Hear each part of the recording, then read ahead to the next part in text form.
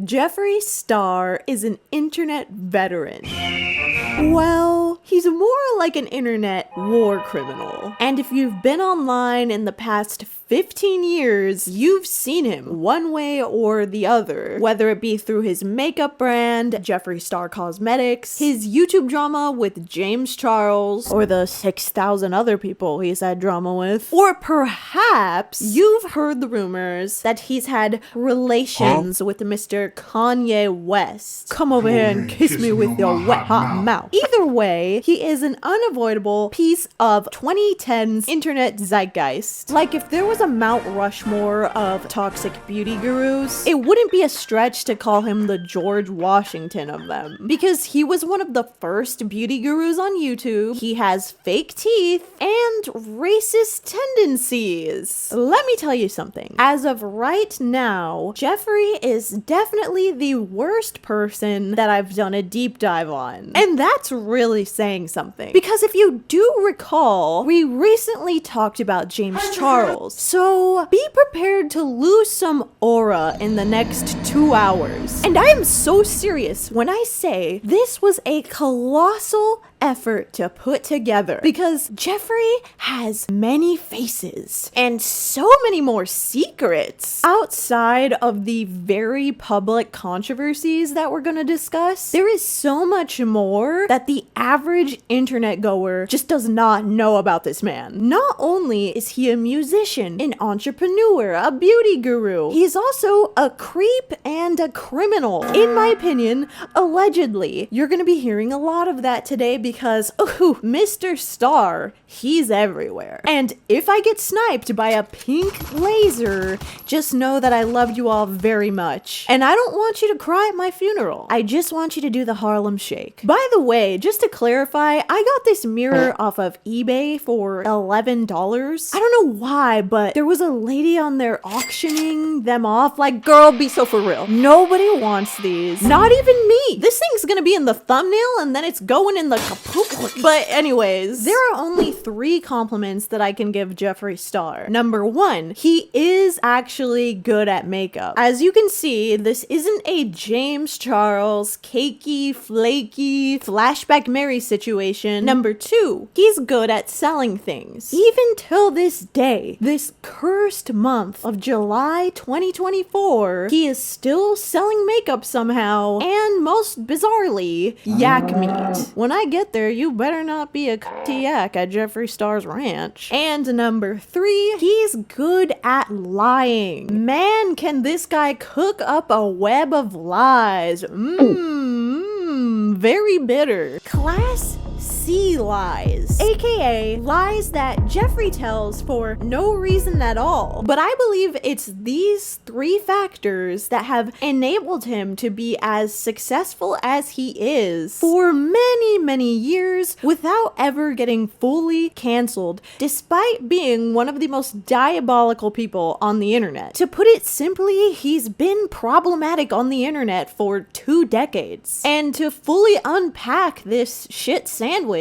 we're gonna have to take it layer by layer, tomatoes, lettuce, onions. So join me on this chaotic, dramatic, disturbing, stinky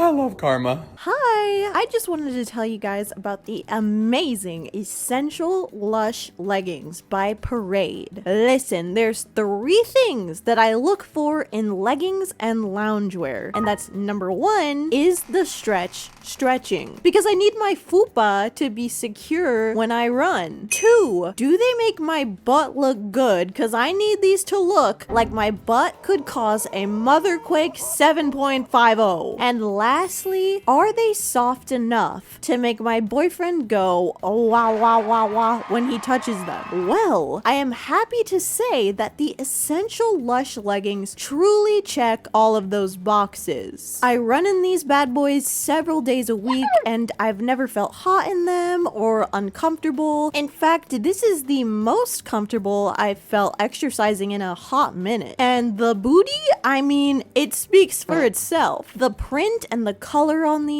is super flattering and they hug you in all the right places without bunching up in the crotch area or giving you a mega wedgie. But, do they pass the boyfriend test? Drumroll, please.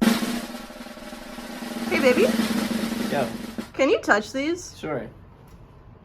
Wow, wow, wow, wow, wow, wow. I told you, and if you use my code Nikki50, you can get 50% off site-wide. Once again, that is code Nikki50. Thank you so much for sponsoring me, Parade, and now back to the video. Okay, so let's start with Jeffree's overall internet persona and isms, as I like to call them, because things are gonna get really crazy really fast in the J-Star timeline, let me tell you. So it's important that we discuss some of this now. Okay, so firstly, Jeffree is disgustingly rich, and a lot of the videos on his YouTube channel show him living in some kind of extreme form of luxury, like doing a mukbang on a private jet, or buying himself a $700,000 McLaren. Not to mention the plethora of videos that take place in his 900,000 square feet mansion. To give you a good example of just how insane this man lives, he has a video titled My Pink Vault Closet Tour. And this video is exactly what it sounds like. It's a tour of a vault inside of his house. But this thing is made out of military grade steel. And it requires a retina scan and a fingerprint to get in. And now you're probably thinking, what resides in like this nuclear warfare bunker that he has? It's millions of dollars of Hermes bags, designer clothes, and a guy with a gun.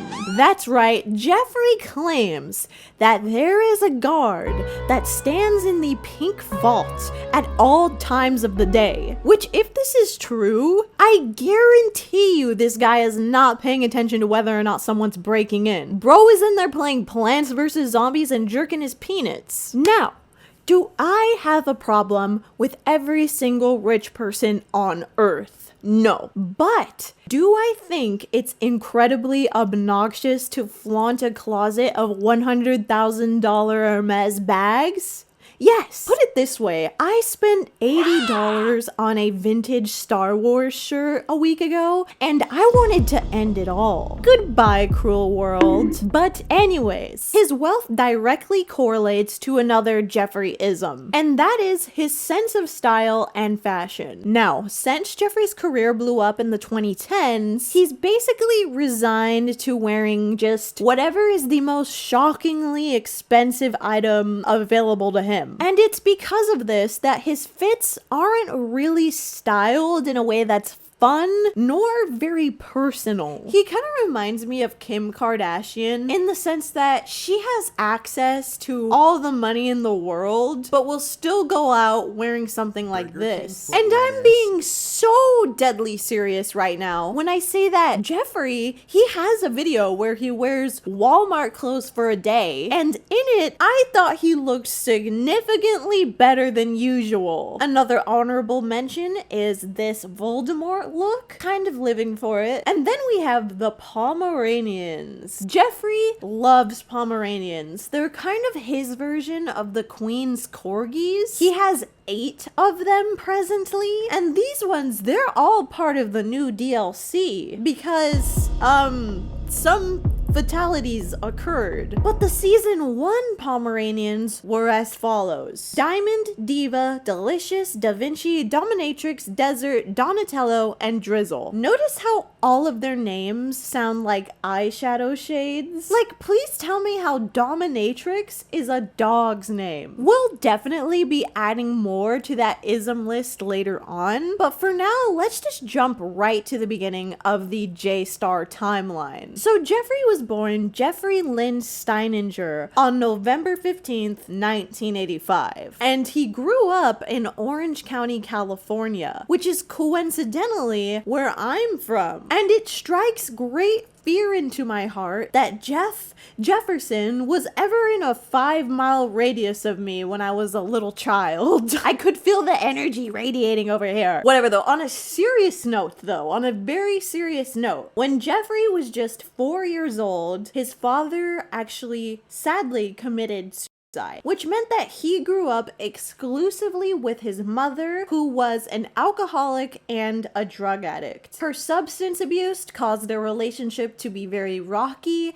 and it still does to this day. Jeffree would later become fascinated with his mother's makeup and begin wearing it to school in junior high. But it wasn't until high school that he began shaving off his eyebrows and trying to do some more elaborate looks. Here's a good example of that. We got the red mohawk in the back, no eyebrows in the front. He has a pretty famous yearbook picture that went viral when his YouTube career took off, and it goes pretty hard, I'm not gonna lie, because not only is this a super bold look to do when you're in high school, it's also just really fascinating to me to see Jeffree before he fully just becomes a piece of shit. After high school, Jeffree ended up moving to LA, changing his name legally to Jeffree Star, and becoming a freelance makeup artist. And at this point, we are entering the Myspace Famous Era. Now, for those of you who didn't know,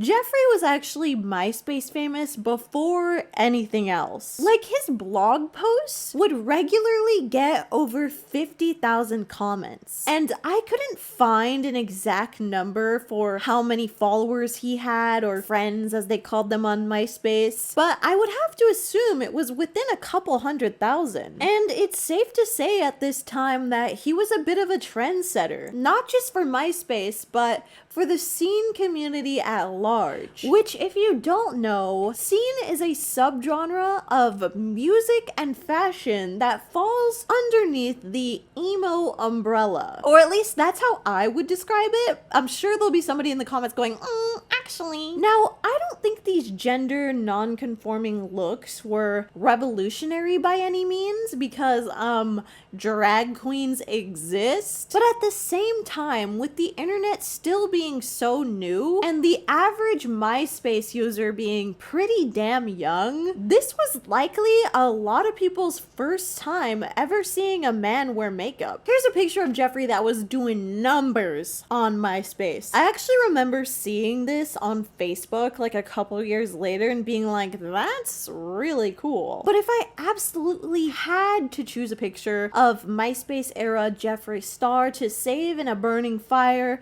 it would probably be this one. Something about the C word right there on the neck brace, dude. I can't hate on that. Okay, everybody, wake up right the fuck now. Playtime is over. It's Controversies Volume 1. Do you know how many controversies this man has? Okay, so a lot of the MySpace pictures that Jeffree was posting contained themes of something cute mixed with something edgy. For example, razor blades and cupcakes, or lollipops and blood. But obviously, that type of thing is kind of a normal aesthetic for anybody in the scene or emo community to adopt. The thing is, though, is that being normal edgy was not enough for Jeffree, because in 2004 he took it beyond the fucking pale by creating a website called Lipstick Nazi. Here's a super censored version of the promotional pic for it. Down here there's a big old swastika, and up here on the right, Jeffree's wrist is C word open with blood coming out, blood on a silk napkin, And as you might be able to see, I also censored the word Nazi. Sorry, I don't know what gets YouTube mad these days, okay? I'm playing it safe. But like, literally, what the fuck was this concept? Who was this supposed to appeal to? Nazis that self-harm? Get a grip, people! Now, the link to this site was posted on his live journal, and it was there that several people started confronting him about this, because it's really offensive for obvious reasons. There's an alleged live journal post of his where he responds to the backlash, and like, I can't prove that this is real because it's been removed everywhere, and all I have is this screenshot that somebody got off of the Wayback Machine, but I personally am inclined to believe that it is real. And the reason that I even bring this up, because there's actually a pretty big handful of allegations that Jeffree is anti-Semitic. So if this post is real, then Jeffree wasn't just being called out for lipstick Nazi. He was also being confronted about literally wearing a swastika necklace. And the alleged explanation for this is titled, "Explanation, Shut the fuck up." And it's a very long read, so I will spare you some time and spare you some aura and read you just one paragraph. So here I am again, explaining myself to a bunch of morons who won't even listen anyway. Is Jeffree a Nazi? Sorry world, but I'm a drag queen. Did you see any Nazis with vinyl G-strings and 9-inch platforms? No, you didn't. If you've ever read my journal, you know I don't follow anything. I'm me. I create my own ideas, my own beliefs, and my own way of life. Sorry I don't walk into a building every Sunday and think that it's gonna fix all my problems. Sorry that you are wrong. Thank you to everybody who took the time to understand even when you didn't agree. Thank you to my friends who didn't even need to question me because they realized the truth without judgment. That means more to me than anything. And then it ends with the quote, "The great masses of people will more easily fall victims to a great lie than a small one." Adolf Hitler. Firstly, very bold to end a paragraph where you're claiming you're not anti-Semitic with a Hitler quote. In a nutshell though, other than that, the other justifications that he has for the swastika necklace is that, number one, it's an ancient symbol, so technically it's not anti-Semitic. And two, he couldn't be a Nazi because he's gay and he wears G-strings. And I know this is maybe a little bit of a side tangent, but man, I hate that excuse for the swastika. Like, yeah, maybe other people in different countries and different cultures somewhere still use that symbol, but sir, you are a white German in America, okay? Pack it up. You are not one of them. But nevertheless, his controversies would continue. In 2005, Jeffree had a crazy fan named Yuki Damon, and Yuki was actually famous on MySpace for impersonating Jeffree. So much so that he himself changed his name to Jeffree and also got an exact copy of some of his tattoos. Stay with me now, I promise this is important. The two of them would eventually have a public falling out after Jeffree kicked him out of one of his shows. Here's the actual MySpace thread. Actual Jeffree writes, "We can kick you out of the show. Reason, you're disgusting and a wannabe. You'll never be me, so please seek help and my bodyguards will taser you if you come near us." Then the other Jeffree, Yuki Jeffree, writes, "Well then, I won't come near you, you fucking troll. I'm done sucking up to you. You call your dog diva, then you call your fans diva. So you're calling your fans your dogs? People will realize this eventually, and you'll be left flat on your ass. I've been nothing but honest and nice to you, Jeffree, and you treat me like shit. I've looked up to you for so long. I've been following you since your Miss Lipstick Nazi phase. Why are you doing this? I got your album tattooed on my neck. Is that not devotion? It must hit you somewhere inside. How many people would walk around for the rest of their life proving to society just how much I care, how much you affect my life? When I get ready and I have all my makeup on, the first thing I ask my fiance is, do I look like Jeffree? Why? Because I think you're so beautiful. I don't understand what I did. Jeffree, you've helped me through so much and now you're treating me like a diva. Sad face. I hope you find it in your heart somewhere to just care about one fan for once. Whew. Okay, so interestingly enough, it appears that a few years later, Yuki ended up leaking some super deep cut videos of Jeffree that are really problematic from this time period. And I honestly really have to wonder if this was some kind of revenge. So let's talk about these clips in order of most offensive to least offensive. The first one is of Jeffree and a friend harassing a homeless woman in front of a drugstore. She's just sitting outside on her blanket, minding her own business, when his friend goes, "What does that look like to you?" And Jeffree says, "It looks like a Kodak moment." And then they proceed to make her so uncomfortable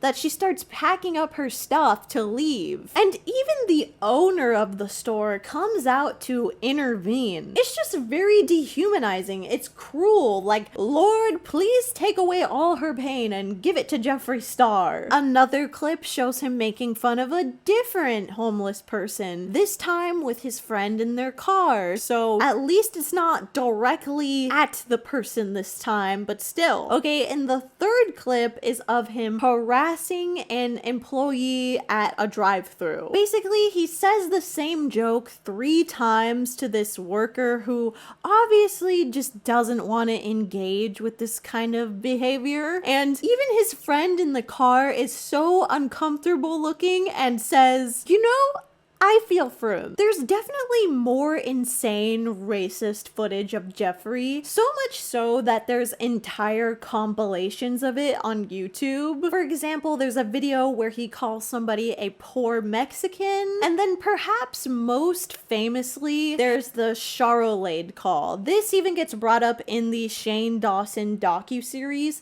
so it's one of the most well-known racist things that he's done, if that makes sense. So in 2005-ish, Jeffree recorded a video with a drag queen named Charolade for Stick Cam. I know these words, what do they mean? Oh my god, it sounds like I'm speaking a foreign language right now, but Stick Cam was basically a precursor to YouTube. And in this video, they do a skit where they're both doing black scents and they start arguing over the phone, right? And at one point, Charolade accuses Jeffree of throwing battery acid on his auntie's face. She says, "You said black folks can't wear MAC cosmetics and you splashed it in her face." And in response, Jeffree says this infamous thing. "Well, maybe if she was wearing the right foundation color, I wouldn't have to splash battery acid. I wanted to lighten her skin tone." This is obviously wildly fucked up for all the obvious reasons, and it does rightfully come back to bite him in the ass various times further into the timeline. There's also other very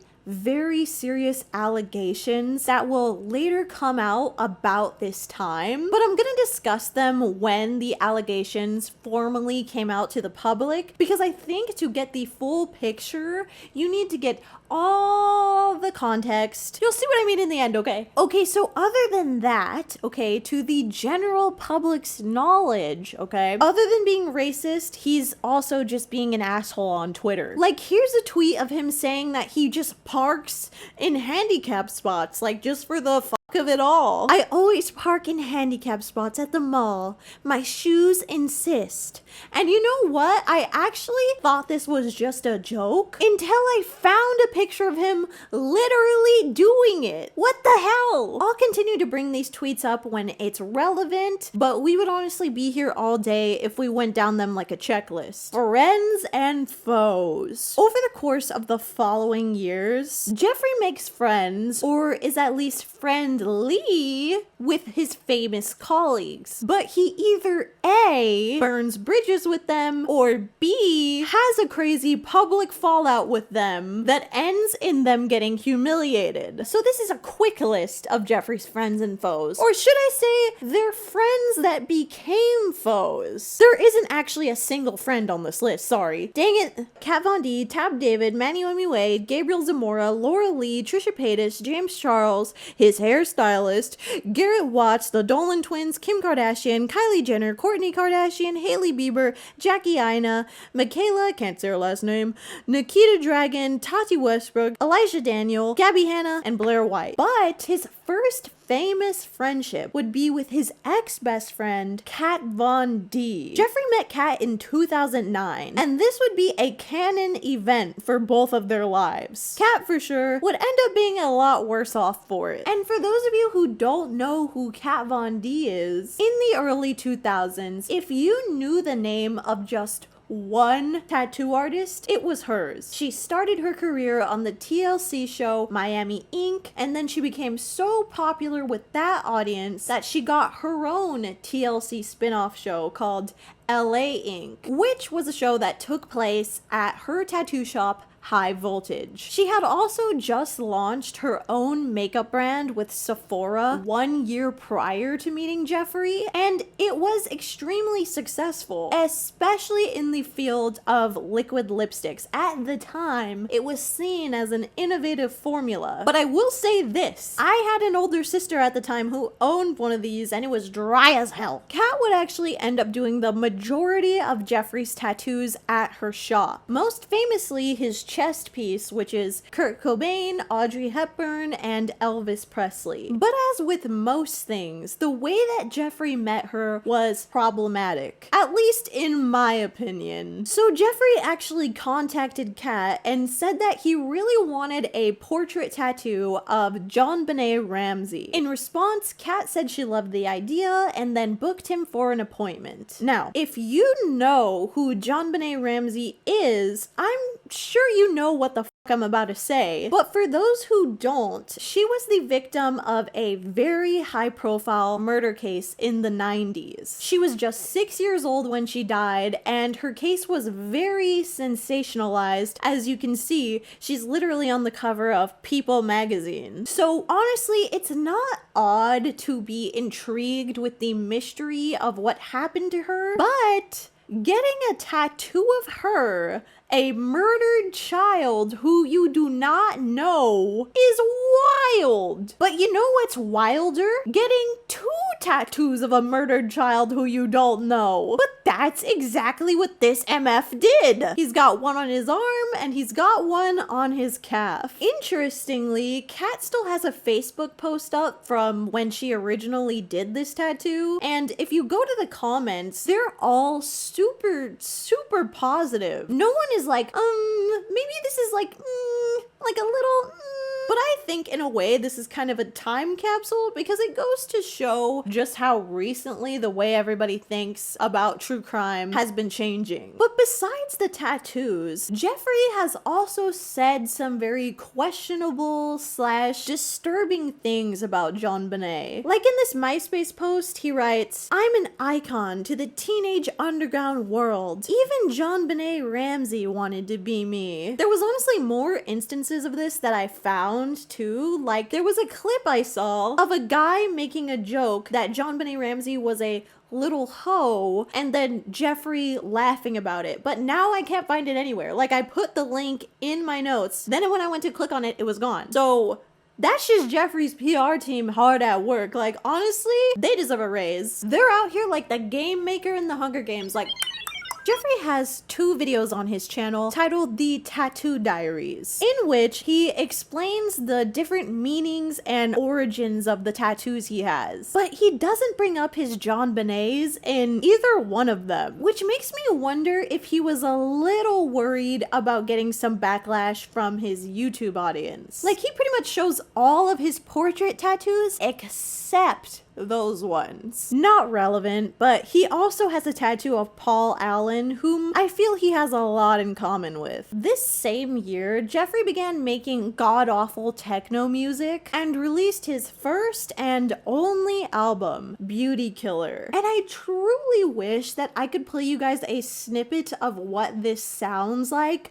without getting copyrighted, but you'll just have to take my word for it that this is magnificently bad. Like, actual brain rot, Skibbity Toilet clears him, and Grimace Shake could tear him to shreds. Interestingly though, he does have a song with pre-fame Nicki Minaj on this album, and it's called Lollipop Luxury. Not gonna lie, this is kind of an impressive cameo, but it's just as stupid as any of the other songs. Here's some of the lyrics. Fuck me, I'm a celebrity, can't take your eyes off me, I make you wanna me just to get somewhere. Not even Nicki Minaj could save this song because her bars are trash too. You see, Jeffree, I can show you how to do it. Make a lollipop squirt a lot of fluid. Listen, in recent times, Nicki Minaj has proven herself to be an asshole, but god damn it if she didn't have some hits back then, okay? Starships were meant to fly. Okay, so the fact that she could not save this song is very telling, okay? I have no issue with horny songs, by the way, but this is just gross. I don't know though, because if Cupcake sang this, I would probably be okay with it. I might even live, laugh, love it. But because it's Jeffree, and I know he's taking himself way too seriously, I simply feel ill. I simply feel sick. Like that one Joe Biden tweet. In 2024, he still has 64,000 monthly listeners on Spotify. And I am just so curious, who the fuck are these people and can we put them on a list? With that being said, Jeffree did have a fan base in 2009. Like, at the peak of his music career, he even had some really ugly merch at Hot Topic. Here's Exhibit A. I really don't have enough negative things to say about this merch. This shirt alone, oh, it's giving me a urinary tract infection. The placement of the text, the 2 different fonts, the oddly shaped hairdryer. Oh, this is enough to get any landfill excited. Exhibit B. A lot of his merch has this logo on it, which also feels uniquely bad. An eyelash curler is probably the ugliest tool that you could put on a sweater. No offense to the guy who drew this, because this was probably all Jeffree's idea, but like, chat, does this not look up? My last example is this shirt. This isn't a song title, nor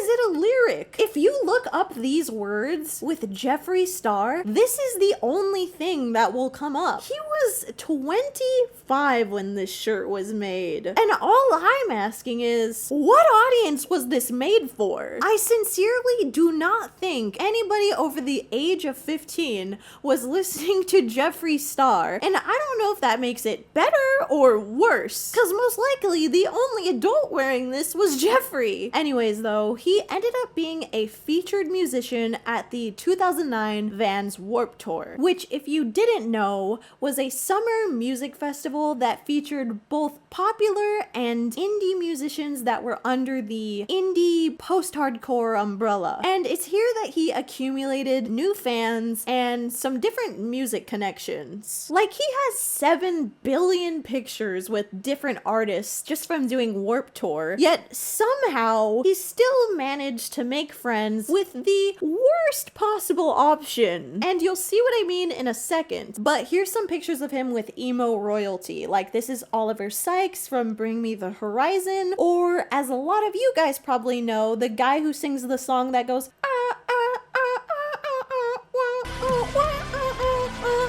Here he is with Kellen Quinn from Sleeping with Sirens, and Vic Fuentes from Pierce the Veil, my personal favorite. But unfortunately, the musicians most relevant to the Jeffree Star timeline are, and are you ready for this? It's a jump scare, people. It's scary. Blood on the Dance Floor. Now, this is a band that also made god-awful electronic music, but somehow 70 times worse than Jeffree's. And beyond just a sonic level, the lead singer, Davi Vanity, is one of the most disgusting, most vile people alive on this earth. And here's a hint why. Psst. I see dead people. Put it this way, before Jeffree even met Davi, he had already caught a case. But Jeffree would go on to be featured in 4 different Blood on the Dance Floor songs and go on 2 separate independent tours with them. Keep this in mind, we're gonna be coming back to it later. This same year, Akon would sign Jeffree on his music label. And if you don't know who Akon is, he made the smash hit, Lonely, I am so lonely, I have nobody, all on my own. That song, gas. But anyways, he was the person who actually discovered Lady Gaga in 2008, okay? So the fact that he saw potential in Jeffree was a big deal. There's even a clip of Akon on TRL talking about Jeffree, saying he's gonna be the next big thing, the next Lady Gaga, which honestly is totally dehumanizing, cruel to even compare him to Lady Gaga. Like, I guess they both make electronic music, but other than that, they literally have nothing in common. By 2010, with his music career seemingly about to take off at any minute, and his best friend being Kat Von D, he was able to meet a lot of celebrities like Demi Lovato again. By the way, somebody take this 17-year-old girl home. Where are they right now? Here's Jeffree and Lindsay Lohan. He even attended the 2010 VMAs. Here's him with Kesha, By the Way, Stream Joyride, Dr. Luke, Katy Perry. Okay, that's on that. As you can see, he was kind of just somebody who was around. Like, even if you didn't know him from MySpace or his music, you were just kind of like, yeah, he's that guy that, he hangs out with celebrities. Jeffree started posting on his YouTube channel around this time, but it was strictly dedicated to his music, with only a few miscellaneous vlog-ish type content. Like, there's a video compilation on here that is just him kind of saying quotable things. Like, in one he says, "Dear Diary, I wish there were more than 2 genders because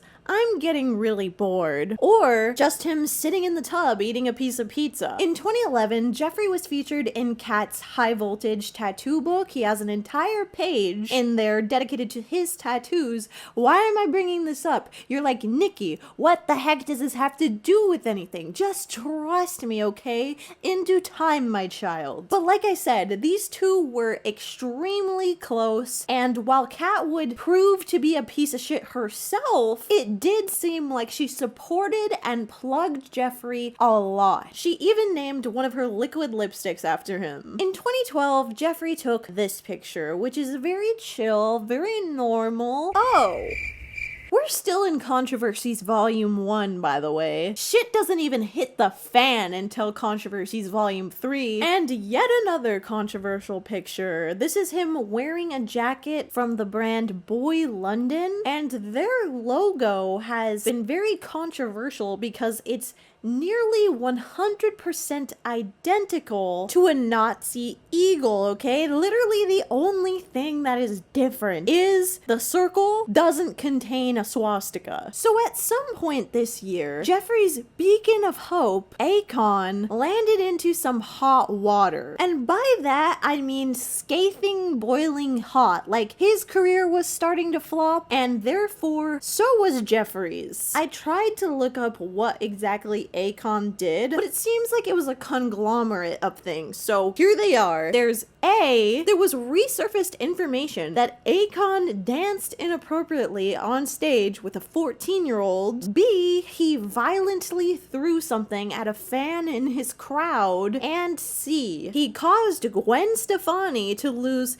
$10 million because he was her opening act and their sponsor dropped them over his nefarious activities. And you know what? Strangely enough, all of these subjects are going to come back again. Even Gwen Stefani. Literally, everything is connected here. But because Akon wasn't doing well anymore, Jeffree being on his record label really wasn't of help at this point, and his music career began flopping so hard that he ended up facing bankruptcy, or should I say baratruptcy. And so he ended up using every last penny of his savings to hard launch his own makeup brand on his YouTube channel. And the first item that he ever sold was the Velour liquid lipstick. Now, this is what really kickstarted his company. He got a lot of positive feedback on these. These are very, very 2014 colors, by the way. Like, I don't know what was in the air from 2014 to 2016, but we were wearing some ugly ass lipstick shades. This is further evidenced by the popularity of the Kylie Jenner lip kits. Jeffree then started posting makeup tutorials on his channel, and these did really, really well. They averaged anywhere from like 600,000 to 1 million views a pop. However, his channel would take a huge leap whenever he would collab with other people, especially with his ex-boyfriend Nate Schwant. Like, to average 600,000 to 1 million and then get 10 million views? That's crazy. And it's safe to say it became extremely obvious that his audience was interested in his personal life and relationships, whether that be friendships or romantical. And I personally believe that this is the reason why in the following years Jeffree would get himself into so many fake friendships and drama. Now, Nate Schwant. Let's talk about Nate Schwant. He is a very interesting character in all of this. And by that, I actually think he's like a civilian, like a normal human being that got wrapped up in like all of Jeffree's f***ing insanity. We'll get to that though. So right off the bat, their relationship was heavily scrutinized, mainly because prior to Jeffree, Nate had only been with women. So many people speculated that Jeffree literally hired Nate to be his boyfriend. Do I personally think this was the case? No. In fact, I honestly think it's hella biphobic to assume that. In a video titled Boyfriend Q&A Part 1, Nate goes into detail about how he was the one who slid into Jeffree's DMs first, and after texting, calling, and doing FaceTimes together, he decided to fly out to LA and meet Jeffree in person. He also says he doesn't have a label on his sexuality, which again is so hard for people to grasp for some reason. Like, hello, human sexuality phobia, like wherever he lands on that spectrum, I think it's just unfair to assume everybody is straight. What I do actually find sketch about their relationship though is that when they met, Jeffree was 29 and Nate was only 21. Now, that is perfectly legal, of course, but that's still a really large age gap nonetheless. Put it this way, when they started talking, Nate had only ever lived with his parents in Wyoming, Michigan, and he had a job at a pet store. Meanwhile, Jeffree had rising fame and financial stability. And not only this, okay, shortly after they started dating, Nate began working in Jeffree's warehouse, shipping off his lipsticks. So obviously, that creates a very off-center power dynamic. But unhealthy power dynamics aside, Jeffree says Nate was the only person who was ever okay with openly dating him, because a lot of men want to hide their relationships with those who are kind of androgynous. All that being said, they seemed very happy at the time, and Nate became a huge staple of the channel. So much so that I found this person selling a Nate face pillow for $100. Free him! Around 2015, Kat Von D's makeup would begin to rise in popularity. This is partially thanks to a lot of makeup reviewers talking about it, especially Manny MUA, Tati Westbrook, and Nikki Tutorials. I bring this up because it might have nothing to do with Jeffree's upcoming beef with Kat, or it could have everything to do with it. Either way, Kat landed in one of her first big controversies this year. On April 4th, she announced her new everlasting liquid lip shades, and one of them was named Selection, like with a K. And at first glance, this is just a weird creative decision, but if you look into it, this word with this spelling is associated with Nazis in Nazi Germany. It's literally a word for which Jews they would choose to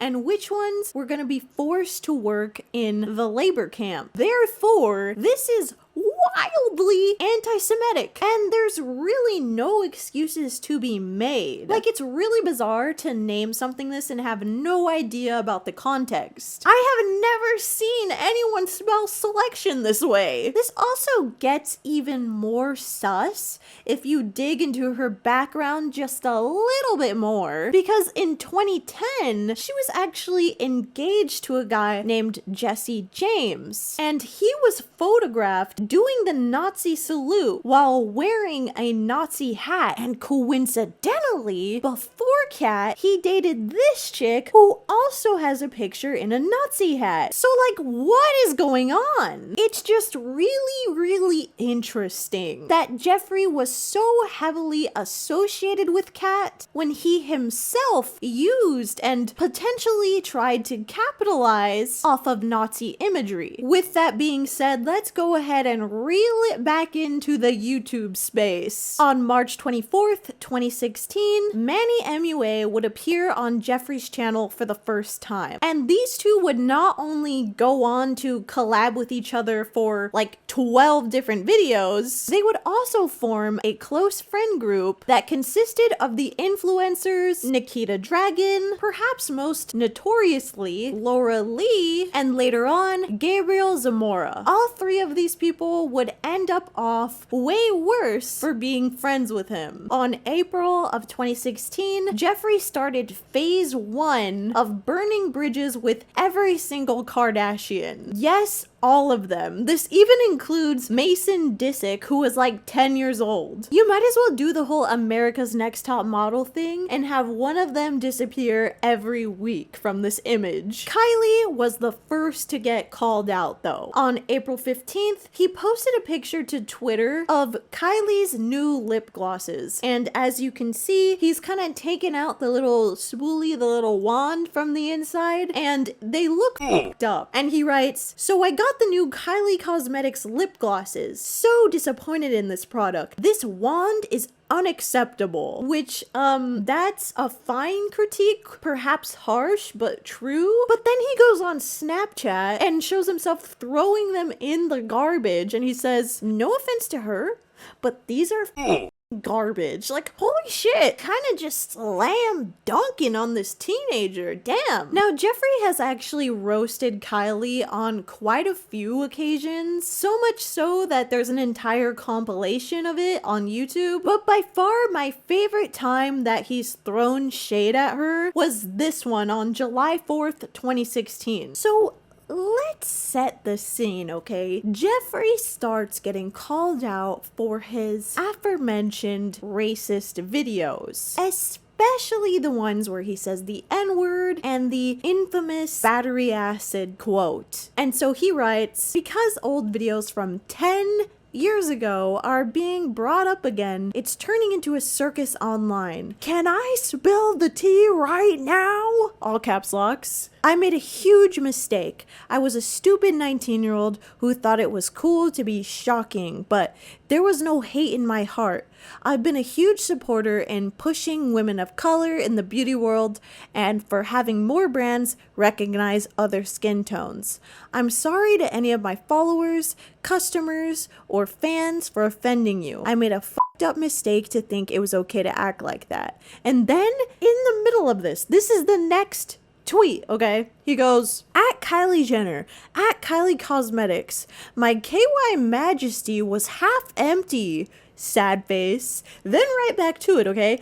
I stand for self-expression, freedom, and the right to be yourself. No one can take that away from me. Be yourself. Love yourself. Find your purpose and make a positive impact with your talents and gifts. I will not let one incident from my past ruin the positive and important messages I've always stood by. First of all, it wasn't just one instance, okay? Let's not pretend. And also, all of this coming from the guy who's like opening his PR packages while apologizing. Anyways, though, this would be the first of quite a few apologies related to this topic, all of which varying in quality. Moving on to July 17th, the great Kat Von D fallout. So Kat Von D posts this picture of Jeffree on Instagram with a giant red X over it, which kind of makes it seem like he's just like a little pest, like a little bug. But the actual post reads as follows. After years of making excuses for and rationalizing Jeffree's inappropriate behavior, including promoting drug use, racism, and bullying, I can no longer hold my tongue after recent events. I know that over the years, many of you were introduced to Jeffree through me, and regardless if you chose to continue to follow him or not, I just would like to disassociate myself from him and his brand from this point on. I plan on posting a video explanation as to why I felt compelled to make such a statement, but for the time being, I simply want to apologize to anybody and everybody who has ever had to deal with any of his negativity. And yes, with a heavy heart, I will be pulling the shade Jeffree from my collection, sending extra love to everyone out there. And Jeffree's immediate response to this was to go on Twitter and say, after 10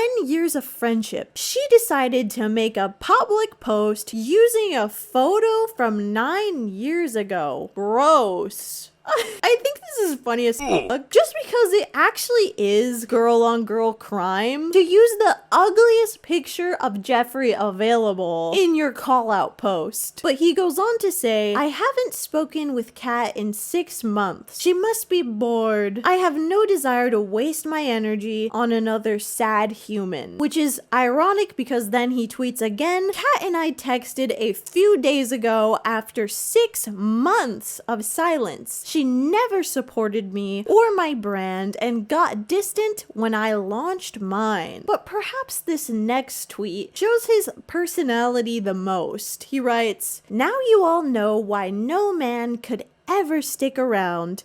What a dark and disgusting person. I'm going back to reality now. Okay, so Kat claims that you are a mean, insensitive person. So your line of defense, what you do next is be mean and insensitive? It's so crazy it just might work. I kind of automatically start doubting people when they start attacking their looks or like personal life kind of for no reason. Even if it is a really serious situation, it's just like, no man could ever stick around. Like, what does correlation, please? Relevance in the courtroom. Okay, but then he ominously says, there are 2 sides to every story.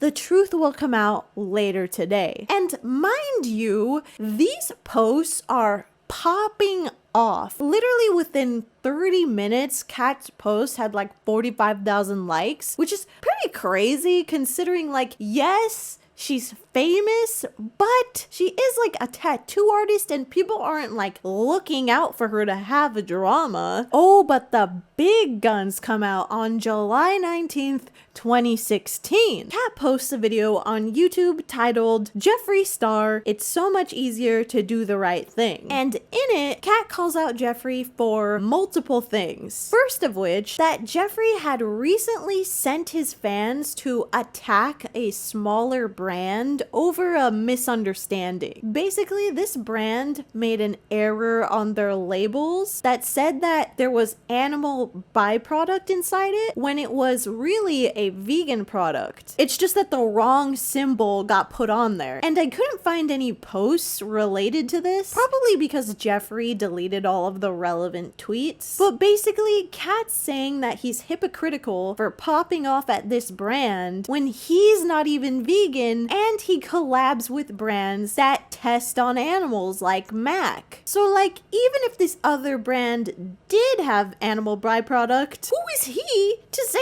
anything? Secondly, Jeffree says that it was his idea to start his makeup brand and that he did it all himself, 100% self-made. When in reality, Kat says that she was actually the person that vouched for Jeffree so that he could get his foot in the door in the makeup industry. She goes on to say that she's the one who set up a meeting between him and the manager of a warehouse that produces her lipsticks so that he could also use that same warehouse. And so literally that was the only reason he was able to hard launch his brand in 2014. And she's like, basically, I don't need credit every 5 seconds, but Jeffree goes out of his way to act like I had nothing to do with it. And thirdly, this is the most pressing issue. Kat claims that she referred Jeffree to her friend BJ Betts to design his logo, and that right after Jeffree got the preliminary drawings from BJ, Jeffree blocked him, didn't pay him, and still used his design. BJ even ended up calling Jeffree from a landline because his number was blocked, and Jeffree actually picked up, but then he realized who it was and was like, click. And so Kat says the minute she found this out, she texted Jeffree and was like, hey, what's going on with this? How come you haven't paid BJ? And according to her, Jeffree said, go f yourself, and then promptly blocked her too. Now you tell me, ladies and gentlemen of the jury, does this or does this not look almost exactly identical to the J-Star logo that he uses till this day? But uh-oh, she's not done dragging him yet, okay? You thought this was over? There's one last damning piece of evidence, and it's a text message from BJ that she reads out loud. It says, Jeffree stressed that he wanted a Chanel or Gucci feel. So if you zoom in, I put a little circle around the bottom right corner and suggested we mirror the J. And directly after that is when Jeffree ghosted him. And if you look very closely, there is a circle drawn around the right bottom corner, meaning that there is indeed a J and an S in this, but the entire plan was to make it look like this. Order in the courtroom, please. Everyone stay seated. Then Kat once again points out Jeffree's hypocrisy, basically saying like, dude, you have money to buy all these fancy handbags and drive around in fancy cars, but you can't just pay this guy. But my favorite thing that she says in this video is probably, if Jeffree goes on a crazy tweaker rant about me on Snapchat, I don't care. It's none of my business. Which, listen, I don't like Kat, but she clocked him with that. The amount of childlike rants that Jeffree does on Snapchat is kind of unbelievable. And so, as you might have guessed, immediately after this video drops, Jeffree starts going nuts on Twitter, and he rapid fires like 4 tweets in a row. There is no beef with BJ. We worked together in 2014 on an idea, and someone else took over. Everyone's been paid. Hashtag chill out. I never stole a logo. Where's the receipts? Where's the lawsuit? I created my brand in 2014. The truth is not in her video. If people spent this much time worrying about themselves instead of sitting online for hours talking about strangers, like, damn. But Kat comes back with the 1-2 Mayweather and says, Jeffree, please do yourself a favor and stop lying. BJ texted me that you reached out with a settlement proposal an hour after I posted my video. So things are not settled just yet. Would it be so hard to, for once, sincerely just apologize, make things right, and move on?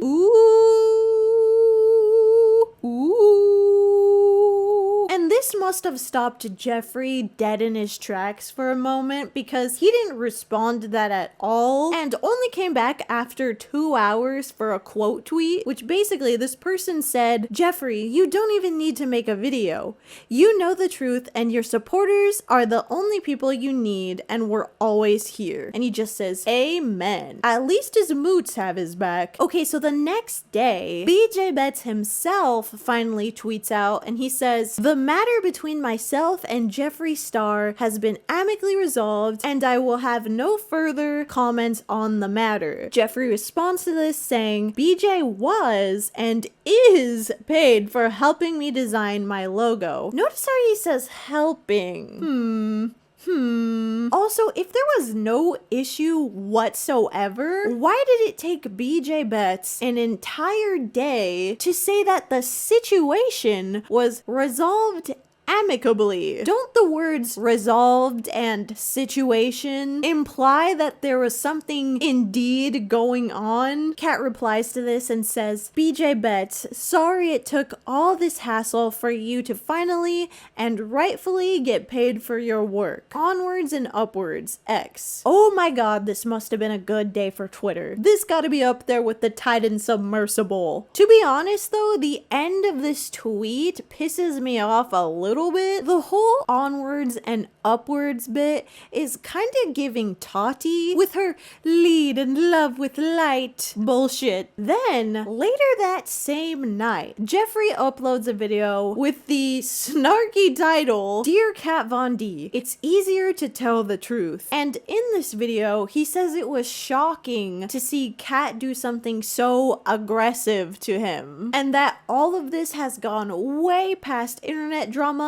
because 3 of his family members have been doxxed and getting death threats. And so he's here to clear his name and let us know the truth. The truth shall set you free, ladies and gentlemen of the jury. Okay, but bear with me now. This is actually a lot to unpack, as cliche as that sounds, but we are literally like opening up a court case. Okay, so according to Jeffree, last December, communication between him and Kat slowed, but since then, there was no crazy fight or fallout that would suggest that something like this was going to happen. He was shocked to see that little bug Instagram post because she hadn't even texted him first, according to him. He goes on to say that around the time that Jeffree was working with BJ, it was when he had just put all of his life savings into creating his first 3 lipsticks. And so when he heard what BJ was wanting to charge him, he told him that he wouldn't be able to pay him. He also reveals that Kat had offered to be an investor in his company and that they had emailed each other back and forth about it, but then she went silent after a while. He doesn't provide receipts for this, but if we take his word for it, she may have changed her mind about wanting to lend him money. He also says that that screenshot that Kat held up, the one with the preliminary drawing of the star, had about 20 logos on it that BJ quickly drew up. In my opinion, this sounds kind of like dismissive language that downplays the amount of time and energy it took him to come up with those designs, but I digress. He says that because he couldn't afford to keep working with him, he brought the drawing to somebody else who had done designs for him in the past. He then goes on to say something that I think is a straight up lie.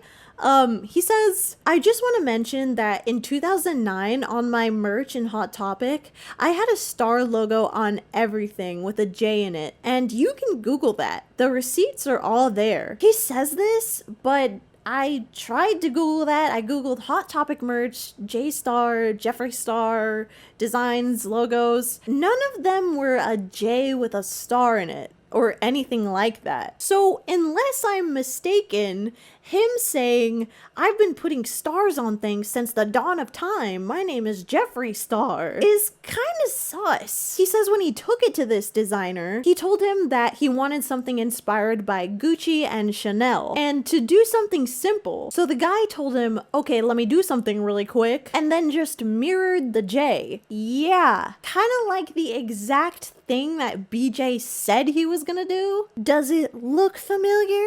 Yes, 100%. Did I steal a logo? 100% I did not. Jeffree Star talks like this a lot, by the way, and I find it fucking hilarious. He'll say something like, did I kill your mother? Yes, 100%. Should I have done that? No, 100%.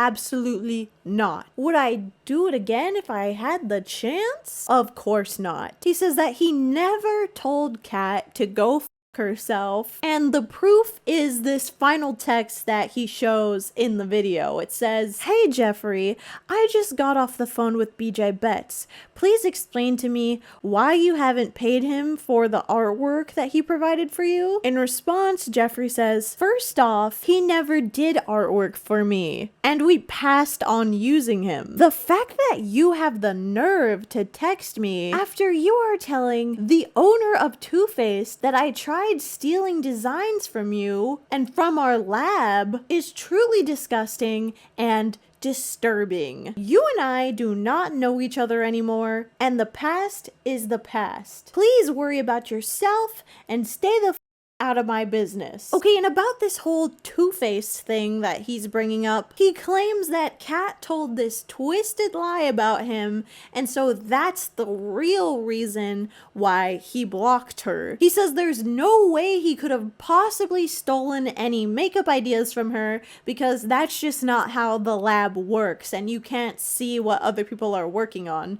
Whether or not that's true, I have no idea. I've never been in a makeup lab. And as far as Kat's claims that she got him this meeting with the owner of the lab and helped him get his foot in the door, he completely denies this and says he finds it insulting that she's basically saying that she invented him. And I don't know if this matters, but I just want to point out that Kat specifically said, as far as makeup goes, you wouldn't be where you are without me. But Jeffree's like, you didn't help me get my foot through the door at all. He says, when I asked you about the lab, all you did was hand me a little vial, a little sample of lipstick with the name of the lab on it and said, look this up on Google, call the number and see if you can get an appointment. Okay, obviously I don't know what's true and what's not here, but in my opinion, I really cannot see a world where this guy, his best friend, has a famous makeup company and he's never sold makeup before, but she didn't have anything to do at all with him getting his foot in the door. He then gets on his high horse about that whole comment that Kat made about him going on a tweaker-like rant on Snapchat. If Jeffree wants to go on a crazy Snapchat, tweaker-like rant on Snapchat. And takes it way too literally. Another thing that was very disturbing is she said that I might go on a tweaker Snapchat rant. He says, I've never drank alcohol in my life. I've never even drank alcohol before. I smoke weed every day. Meth, crack. I've never done any hardcore drug. She is a previous hardcore drug user. I smoke weed every day, but to insinuate to your large audience that I am smoking crack? I've never done any hardcore drug. Meth, crack, heroin? She is an ex-hardcore drug user, but she's now sober and I really commend her for that. But for her to flip it on me and say those comments? really hurt me. Okay, you've so lost the plot here. He continues this tangent though, and he says that Kat smokes cigarettes every day, so it's unfair that she's throwing him under the bus for smoking medical marijuana that actually helps people. Who said anything about this? Who said it? The very last thing he says though is, has she ever supported me as a friend? Yes. 100%. Has she ever supported me as a brand? Not really. He turned off the comments for this video, so there was no way to like see the general feedback about this. But I do know that shortly after this was posted, Kat deleted her video and most people were on Jeffree's side. He got a lot of support after this. At the end of the day, both these people are shady as hell, so there's no real winner. But you know what? The of it all is that, remember that old Hot Topic merch that we talked about earlier? Specifically this one, the eyelash curler? Well, get this. Right after this issue with BJ was resolved, Chris Wilcock, the graphic designer who made this, came forward and posted this statement on Instagram. In 2006, Jeffree approached me by Myspace with regards to helping him design his new clothing / merchandise line. I was a student at the time, studying a BA in graphic design in Plymouth, UK, and having somebody with a large following show an interest in my work was flattering to say the least. Over the course of a month or two, we liaised, me sending him designs and ideas for his new range. However, things quickly went cold, i.e., Jeffree began to ignore my emails. Sometime later, he launched his clothing line, and to my horror, showed that designs and concepts that I had created for him were within his range. The attached image is one of many designs supplied to Jeffree that year, but most important, as it is the iconic eyelash curler, which quickly became his trademark image, appearing on most of his, at the current time, and future range. This image was created by myself in freehand within Illustrator, and as you can see, is identical. Furthermore, concepts I had created were stolen or replicated throughout the designs. In addition, I have reached out to Jeffree and his management countless times via email and social media, which after I was subsequently blocked from shortly after doing so. I understand that BJ Betts and Jeffree have resolved any difference they may have had, but I can't help, given my personal experience, but question if these issues would have been so promptly resolved without Kat Von D's input. As you can see, he posted some screenshots of their emails together, and one of them even includes the file that contains this eyelash curler that he designed. Now, my question for you is that, doesn't this all sound familiar? By the way, this post is also nowhere to be found now, and it was in the bowels of Reddit. And whether or not Jeffree or his management got into contact with Chris after this is unknown. Okay, so obviously those were big lies, right? Like, in my opinion, allegedly, and they were made to save his reputation and to, you know, snake his way out of dealing with the whole scandal. But allow me, if I may, to open up a new tab, a new window for Class C lies, aka lies that Jeffree tells for no reason at all. So if you recall, at the end of the Kat Von D "It's Easier to Tell the Truth" video, Jeffree mentions that he's shocked that anybody could ever even compare him to a tweaker because he's never even drank alcohol. As I've mentioned in other videos, I've never even drank alcohol before. And this is something that he's actually mentioned a lot on his channel over the years. But I found this extremely hard to believe. Like, I understand saying you don't drink at all presently, but this seemed like a stretch considering the lifestyle that Jeffree lived for so long. Jeffree was hanging out with Blood on the Dance Floor and all these musicians on Warped Tour, like people who drank day and night. But beyond my personal speculation, Jeffree literally has a short vlog on his channel from November 26, 2012, titled Road Trips and Rum. And at 1:06 in the video, you can literally watch Jeffree take a shot in his tour van. It's brown liquid in a shot glass. What else would that be? I'm honestly really surprised that Jeffree left this up, because even 8 years ago, people were asking questions like, wait, I thought he said he didn't drink alcohol. Okay, and not only that, okay, maybe this is all just a coincidence. Maybe it was apple juice in that little shot glass. Who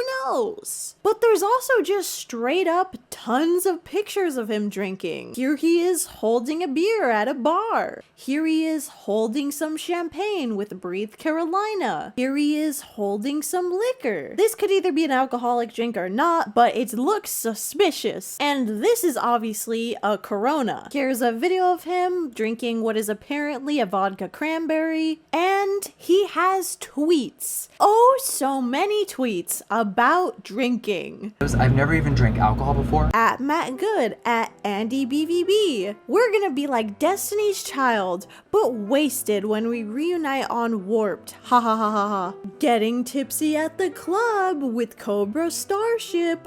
Uh-oh. At Daniel Lucas, at Matt Good, tipsy in the club. Dinner, party, blackout, makeout, sleep, repeat. At Brightastic, come hang out. Bring Patron. Vodka-filled squirt gun. Who's ready to get sprayed? When is it too early to take a shot of vodka? I'm in Bakersfield with Woe Is Me, vodka beer pong. By the way, Woe Is Me is a Warped Tour band, like I was saying. Now, where's the whipped cream vodka? I'm at Disneyland with no makeup on, time to get drunk. I just recorded a new song about being wasted, tasering bitches, and having the time of your life. Jeffree explains all of this away several times, including in the Shane Dawson series, by saying that he would pretend to drink, take pictures, hold bottles, and tweet ironic, crazy things about being drunk.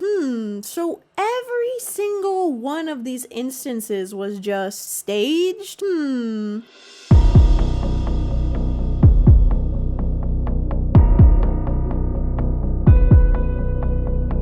And on that note, thank you so much everybody who has joined the Patreon. Shout out to the cool nerd tier. We got Joselle, Kari, Rat, Grand Peepus, K-Jax, Brooke, Marley, Kirby, Roy Salgado, Twihard, and then we head to the based nerd tier, which is Aubrey Schumann, Bobby Linney, Foxtrot Arts, Steph P, Ashtray, Savannah, Christine, Zella Boy Bela, sorry if I'm saying that wrong, Grandin, Reno Rabbit, Forrest, Jacosta Deering, Emily, Kat K, Rachel Stanley, Cooking with Silence, Nug, Supernova, Best for Vampiric, Domsod, Bioket, and Emise.